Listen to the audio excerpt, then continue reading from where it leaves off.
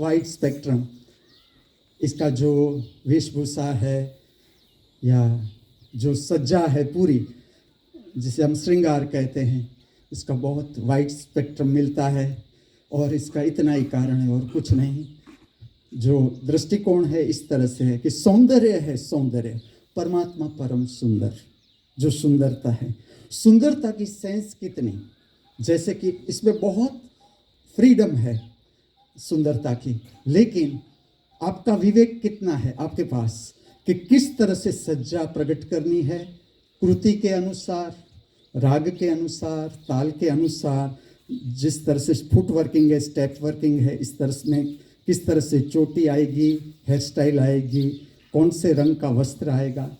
Generally ये जो कुचिपुड़ी नृत्य शास्त्र है, इसमें काला रंग बहुत नहीं इसका उपयोग किया जाता। जैसे कि काली को प्रकट करना है, ये विज्ञान है रंग का, काली माता को प्रकट करना है, शिव को प्रकट करना है, तो काला रंग उपयोग किया जाता है। लेकिन इसमें बाकी के सारे ब्राइट रंग जो है, एक काला रंग है, इसका प्योर काला रंग इस नृत्य शास्त्र में इसकी जो अभिव्यक्ति है श्रृंगार की, इसमें प्रकट नहीं किया जाता। एकदम सफ़ेद रंग भी इस पर प्रकट नहीं किया जाता। बाकी सारे ब्राइट रंग, जैसे कृष्ण का मोरपींछ, इसमें जितने सारे रंग है इस तरह के रंग प्रकट किए जाते हैं। एक दूसरी बात, जैसे आप देखोगे श्रृंगार, तो श्रृंगार आप जो सर है इस तरह से इसकी सजावट की जाती है। आप देखोगे तो बीच से जो श्रृंगार निकलता है, बीच से आप देखोगे तो यहाँ बंधा हुआ है पूरा, ये कुछ भी नहीं। यहाँ जो बंधन है, ये बंधन श्रृंगार का,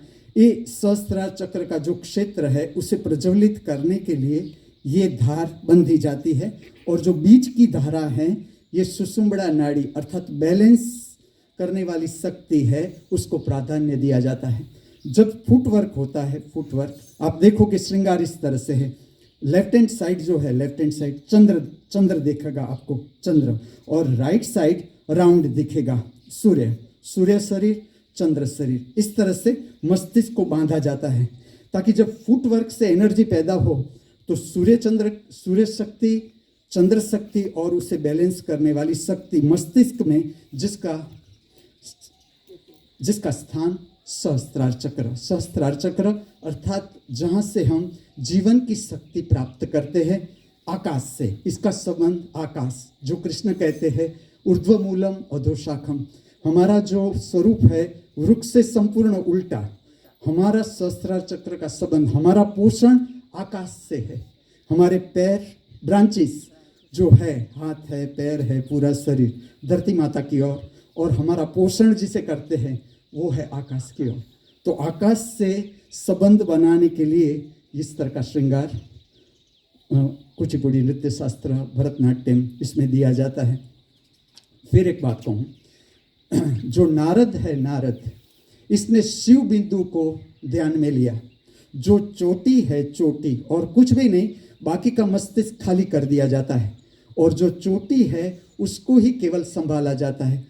ये जो स्थान है पूरा, इससे हमारा जीव, हमारे भीतर का जो अवकाश है, अंतर अवकाश, वो बहिर्गामी अवकाश के साथ, जो अनंत आकाश है उसके साथ एक होता है। ये वो स्थान है, इसे प्राधान्य दिया जाता है। सेम इसमें चोटी को महत्व दिया जाता है। एक भी नृत्य शास्त्र ऐसा नहीं, जिस तरह से कुचिपुड़ी में अभी बहुत सी ऐसी अभिव्यक्ति है जो अभी स्टेज पर अवेलेबल नहीं, लेकिन मैं आपको बताऊंगा इसका आध्यात्मिक रूप, कि जो चोटी है, चोटी ये शिव बिंदु का भाग है, जहाँ से चोटी बनाई जाती है। चोटी ऊपर से बनाई जाती है, रखी जाती है, तो ये शिव बिंदु का भाग है, जहाँ से आत्मिक शक्ति परमात्मा के साथ एक होती है। परमात्मा की शक्ति को प्राप्त करने के लिए चोटी बनाई जाती है, इसका स्वरूप होता है। जो कुचिपुड़ी नृत्य शास्त्र में चोटी की गति है, ये बहुत महत्वपूर्ण है कि बैक स्टेप्स है, उसमें भी कोई डिफेक्ट हो, आप चोटी की मूवमेंट से पकड़ सकते हो अगर आपका पूरा अभ्यास है। ये तो मैं श्रृंगार के बारे में बताता हूँ। आगे की रचना नृत्य शास्त्र में इसे कहते हैं कृष्ण शब्दम, लेकिन इसका आध्यात्मिक अर्थ कहे तो हम सब भीतर से जो परमात्मा को आमंत्रित करते हैं। कृष्ण का अर्थ, कृष्ण कोई व्यक्ति नहीं, कृष्ण के लिए कहा जाता है नो बिगिनिंग नो एंड। जिसकी बिगिनिंग उसका एंड शरीर ने जन्म लिया, शरीर की मृत्यु सुनिश्चित।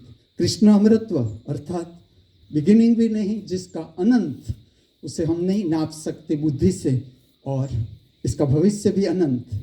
ये चेतना, ये अमरत्व, इससे हर जीव की प्यास है, कोई ना कोई रूप में वो आमंत्रित करता है। जरूरी नहीं कृष्ण, यहाँ तो कृष्ण शब्दम के रूप में हम नृत्य में अभिव्यक्ति प्रकट करते हैं, लेकिन जिसके प्रति आपका प्रेम है, जिसके प्रति, उसे हम निमंत्रित करते हैं कि आप आओ, हमारे जीवन में पधारो। यहाँ इसका आध्यात्मिक अर्थ इस तरह से है, जीव परमात्मा को आमंत्रित करता है कि आप मेरे यहाँ आओ, पधारो। आप सबके यहाँ जाते हो, मेरे यहाँ क्यों नहीं आते? मैं भी आपको पूरा समर्पित हूँ। फिर इस पे जो दिखाया जाता है कि चंदन का लेप मैं बना रही हूँ आपके लिए, ये सारी जो प्रक्रिया है कि चंदन का लेप बनाना, उसे अर्पण करना, या फिर पान बनाना, ये नृत्यात्मक अभिव्यक्ति आप समझ सको, इसलिए मैं थोड़ा आपको दिखाता हूँ। फिर वो कहती है कि मैं सारे जो फूल है वन में, वो वन के फूल में इकट्ठा कर रही हूँ आपके लिए। इसमें ऐसा भी दिखाया जाता है कि ये फूल है, ये ठीक नहीं, माला के लिए फेंक दो, ये फूल और अच्छा है, बाल में सजाए। ये नृत्य की अभिव्यक्ति है, और माला बना के कृष्ण को पहनाते हैं कि आप मेरे यहाँ आओ। और फिर जो कृष्ण का सामर्थ्य है, उसको नृत्य में अभिव्यक्ति में प्रकट किया हुआ है। अंत में परमात्मा है, आ ही जाता है। परमात्मा को हम आमंत्रित करें न करें, वो आ ही जाता है। और जीव और परमात्मा अंत में जो यहाँ दिखाते हैं, जीव और परमात्मा एक हो जाते हैं। इस तरह से भी इसको अभिव्यक्त किया जाता है। राधा अर्थात जीव, राधा का अर्थ है जीव, और कृष्ण दोनों एक हो जाते हैं। इस तरह से ये नृत्य की अभिव्यक्ति है कि ये दोनों एक हो गए, और इस तरह से नृत्य का अंत होता है। मैं आपको ले जाता हूँ कृष्ण का आह्वान, आमंत्रण, आप आओ, जिसे नृत्य की भाषा में कहते हैं कृष्ण शब्दम। इसका पवित्र राग मोहनम और पवित्र ताल आदि। जो आदि है वो उत्तर भारत के आधा तीन ताल से मिलता जुलता ताल है।